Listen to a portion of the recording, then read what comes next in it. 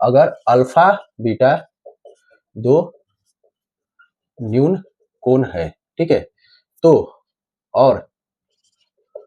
और यदि sine alpha बराबर साइन बीटा हो तो अल्फा बराबर क्या हो जाएगा, बीटा।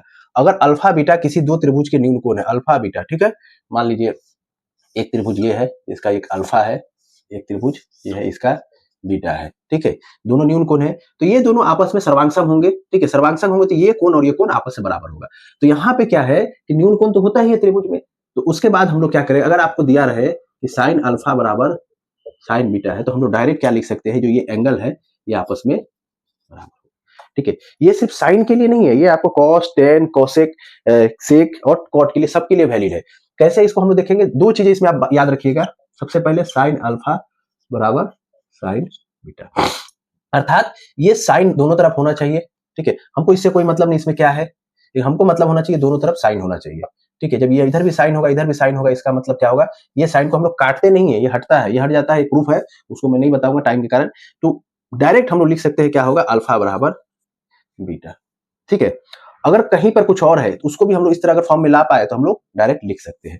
कैसे, देखिए इसमें और रिलेशन क्या है, मान लीजिए आपको दिया रहा है कॉस अल्फा बराबर कॉस बीटा, तो हम लोग डायरेक्ट लिख सकते हैं अल्फा बराबर बीटा। अगर आपको दिया है टेन अल्फा बराबर टेन बीटा, तो हम लोग डायरेक्ट क्या लिख सकते हैं, अल्फा बराबर बीटा। अगर आपको दिया है कॉट अल्फा बराबर कॉट बीटा, तो डायरेक्ट हम लोग लिख सकते हैं क्या, अल्फा बराबर बीटा। लेकिन मैंने शर्त कहा, देखिए यहाँ भी कॉट है यहाँ भी कॉट है, यहाँ नहीं कि यहाँ टेन होगा और यहाँ कॉट होगा, तो इसका मतलब ये आपस में ऐसा नहीं होगा।